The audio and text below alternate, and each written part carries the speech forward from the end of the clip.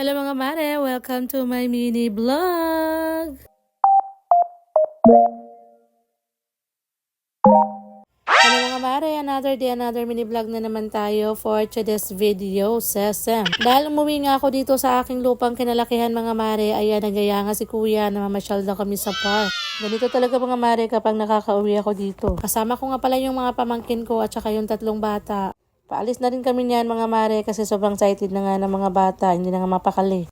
Gabi na nga ng mga oras na yan mga mare, ay naku wala na nga katao-tao. Alas City pa naman yan mga mare, kaso wala na nga mga taong dumadaan dito, puro sasakyan na lang yung nakikita namin. Dito talaga sa amin pag gabi na ay wala na nga masyadong tao. Maaga kasi natutulog ang mga tao dito sa amin mga mare, o siguro yung iba na sa loob lang ng bahay. Madilim din naman kasi mga mare kaya walang masyadong naglalabas. Alam niyo to si Kuya mga mare, siya talaga yung very supportive sa mga videos ko. Ni-share talaga yung mga video ko mga mare, hindi niya ako kinakahiya. Akala ko dati nahihiya sila sa akin kasi nagbablog ako. Ay naku, wala akong pakil sa ibang tao. Basta sa akin, okay lang ako, nag-enjoy ako sa mga ginagawa ko. Sobrang proud lang talaga ako sa kuya ko kahit ganun pa man hindi siya nahihiya sa akin. Sinishare niya talaga yung mga video ko. O diba, may number 1 fans na ako. Kaya sabi ko talaga sa kanya mga mare, kuya, pag magkakasahod talaga ako sa Facebook, ikaw yung unang taong ililibre ko sa Jollibee. Natawa talaga ako mga mare. Sabi niya, kailan? Hindi mo masasabi. Malay mo, mamonetize na tayo. Char, magkakapera na ako. O diba, ikaw yung unang taong ililibre ko sa Jollibee. Diyos mio, kailan pa kaya yun? Okay lang. Tiyaga lang tayo mga mare. Malay mo, magkakasahod nga tayo. Wala namang mawawala kung itatry natin. Pero alam niyo mga mare, sasabihin ko sa inyo kahit hindi niyo na itanong, char. Nag-enjoy din naman ako sa pagbablog ko mga mare kahit papano, o diba? Malay nga natin mga mare, baka mapansin na nga tayo ni Boss M, ay naku, laking tulong na rin yun sa ating pamilya. Makakatulong na rin tayo sa ating mga asawa. Hindi yung sila lang talaga yung kumakayod. Tayong mga nanay na nasa bahay lang ay mas mabuti nang may pagkaabalahan din tayo. O diba, napakasakit na talaga ng katawan ko niyan mga mare, Diyos ko. Sumakit na talaga yung kaliwat kanang balakang ko sa kakasunod kay Ella.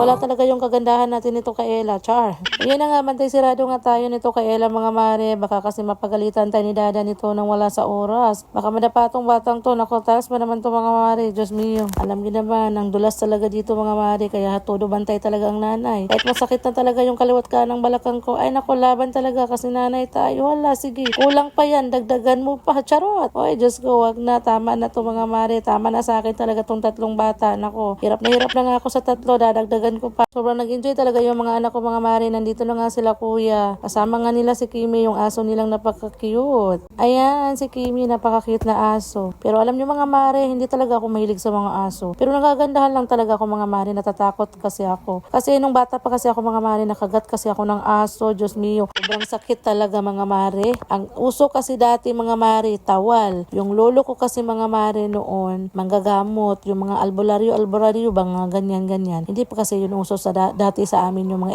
inject. Bago lang naman yan ngayon mga mare. Dati kasi yung mga ano lang, yung mga binisaya lang at tambal ba? Yung tawal-tawal lang dati. Sobrang sakit talaga mga mare. Napil ko talaga. Abot hanggang paa yung luha ko sa sobrang sakit. Kaya sabi ko talaga sa sarili ko, hanggat kaya ko pang iwasan yung aso, iiwasan ko talaga mga mare. Kasi sa sobrang sakit na ko, hindi ko kakayanin. Lalo pa ngayon, may inject na mga mare. Sobrang taas pa naman ang injection. O balik na tayo dito mga mare. Tingnan nyo nga to si Ella mga mare. Ayaw na nga niyang umuwi. Ito na nga bang sinasabi ko mga mare. O siya mga mare, dahil nagutom nga kami, punta nga kami dito sa may kainan. Sabi ko nga sa inyo, pag may pera lang talaga kayo, hindi kayo magugutom dito. Kasi marami kayong mapagpipilian na pagkain. Kaya nga lang, konti lang kasi yung pera namin mga mare, kaya naghahanap kami kung saan yung mura. Ayan, dito nga lang kami bumagsak sa pater. Kasi mura nga lang yung pater mga mare, sa dami ba naman namin. Tipid-tipid muna kami ngayon mga mare, kasi wala pa nga kaming mga sahod. Maya na pag makasahod na tayo ni Boss M, ay nako, sobra pa dyan. Sobra pa sa pater. O diba, san ka pa sa pater ka na lang, kasi napakamura pa ng pater mga mare. Busog ka pa, may ulam na, may kanin pa. O diba, san ka pa niyan? Char, nag-advertise yon.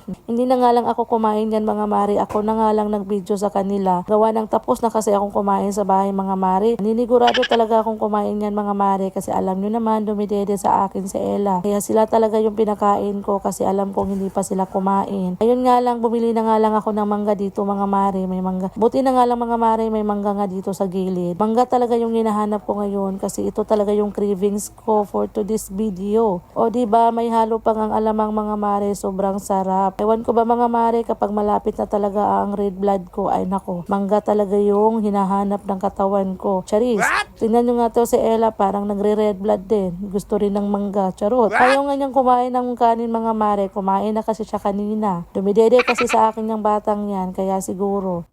At yun na nga, sobrang nag-enjoy nga yung mga anak ko na kumain ng pater. First time pa nga sila nakakain nito mga mare. Tingnan nyo nga tong plate ni Tantan, ay nako, singot talaga. O siya mga mare, hanggang dito na nga lang muna yung video natin. Salamat sa inyong pagtanaw. God bless everyone.